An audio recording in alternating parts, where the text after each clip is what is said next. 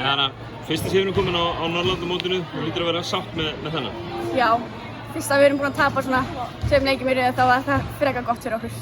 Þetta er hörku leikur en þið virðist halda þetta út. Var eitthvað sérstætt sem fengu ykkur í morgunmat í morgun? Já, við fengum okkur mangodjús. Mangodjús í morgun? Já, og brauðsneiðar.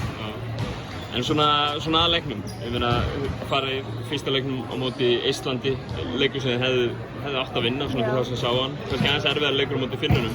Hvað þessi hefði nú alveg getað farið Norðsjálfana megin, Já, hver er munurinn? Við fengum að sjá vídeófund af Norðmönnunum, svo það var aðeins að hjálpa. En síðan eru Finnarnir svo stórir og þessar voru svona svipaðar okkur, þannig að það hjálpaði. Þriðji leikur landsliðsins kominn í, var svona fyrsti sigurinn kominn í höfn, lítur að vera ákveðin léttir. Já. Það verður fagnað allavega meira í kvöld, inn á herbyggjum samt út af COVID, en við fögnum þessum sigri.